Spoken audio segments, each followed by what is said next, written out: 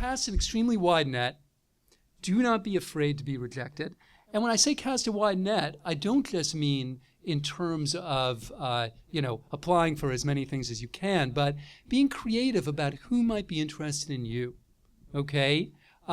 So I'm a historian, but my primary appointment is in an education school.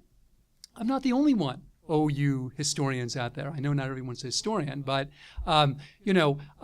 a lot of us mentors have been working on the fallacy that our students are all going to get jobs teaching in the history department at Amherst College. That ain't happening. And it's not because our students aren't brilliant, because they are. It's because Amherst College is not big enough to hire all of them. Okay? But you know who does? Who will? Communication schools, education schools, journalism schools, business schools, medical schools. All of these places do hire historians and sometimes literary scholars. If you must, the Journal of American History did a roundtable about history in the professional schools maybe 5 years ago, and they had one person from each of those professional schools who teaches in them do their rap, and I was the ed school guy. But again, there was somebody from a J school, there was somebody from a business school. Just because you work in a discipline, don't think that that discipline is the only place, A, where you can ask for money, or B, where you can get a job. If you do that, you're really limiting yourself. It's a mistake. So look at all those other places. The other thing is, don't be afraid to play what Michael Lewis, describing the Oakland A's, called small ball. That is, if something's really little, apply anyway. When I was in grad school, a $500 travel grant was gold. It was awesome, all right? And I got a lot of them, okay? Even in this dark day. Okay, I went and actually listed them. I'm not trying to brag because I have not been a huge success in getting big grants, but I've got a lot of small ones. The Kennedy Library in Boston, the Billy Graham Center at Wheaton, the Schuschnigg Library in Cambridge, the Indiana Historical Society, Bentley Historical Society, all these places, they have these little travel grants. And not that many people know about them, not that many people apply for them, but that's the good stuff, So cast a wide net in that sense too. Don't just think about the big boys, although of course think about the big boys and the big girls, all right? But look at these little ones too, because good begets good. You'll go there, you'll meet other people, right? And when you get something into print, and don't forget this, you'll send it to them. I'm sort of amazed how people don't do that. And that's really not smart. Right? If somebody gives you money and you get something into print, even something really small, you send them a copy, right? And you don't email it either, right? You put it in the mail with a cover letter on your letterhead, wherever it is, and you say, gracias, all right? So much, because they're going to remember that, okay? The other thing is, they want to look good. And this is the only other thing I'd add to the comments here. That the basic theme of any proposal is I am awesome, right? Okay, that's of course the theme of everything, right? I am awesome, okay? But with a grant proposal, you have to add a twist, which is you are awesome. That is, I am going to make you look awesome through my awesomeness, okay?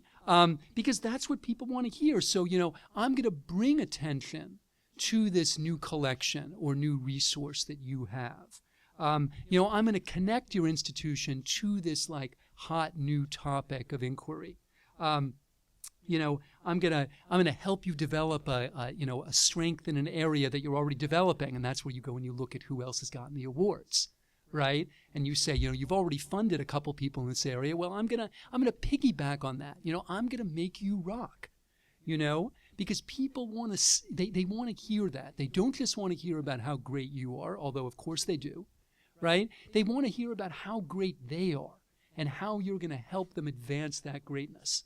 So, although I haven't had huge success in getting massive grants, I do read a lot of them, because people ask me, the NEH summer grants and the Spencer Foundation small grants and the large grants and also Fulbright.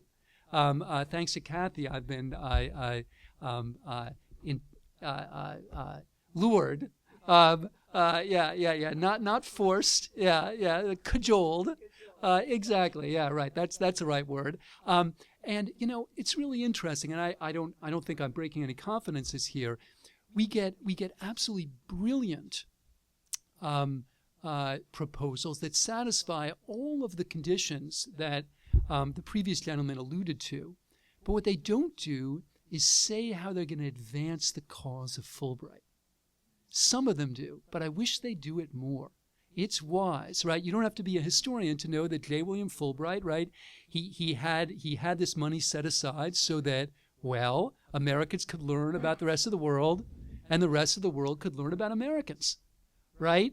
So, in addition to saying how this is going to advance the field and contribute to your own growth and add new knowledge, right? You also want to say how, and this is going to fulfill the vision of J. William Fulbright. That's what he wanted to do, so you have to explain how this is going to inform Americans about some other part of the world that they really need to know about, and vice versa.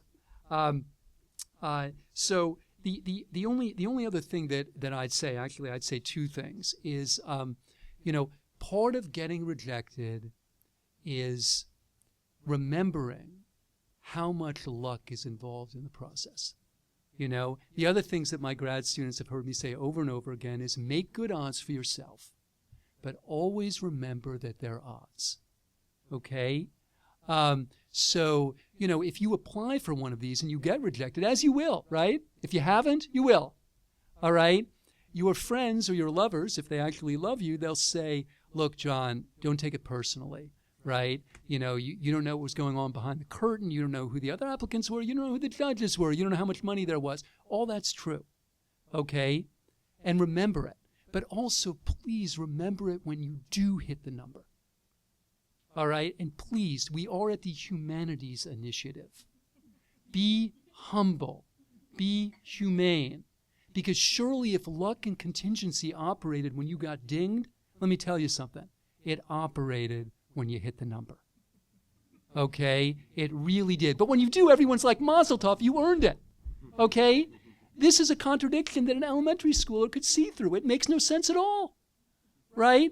So don't go in for that. I mean, every so often at the academy, you'll meet people, either graduate students or professors, that really think that they were better than the 1,000 other people who wanted their job. Okay?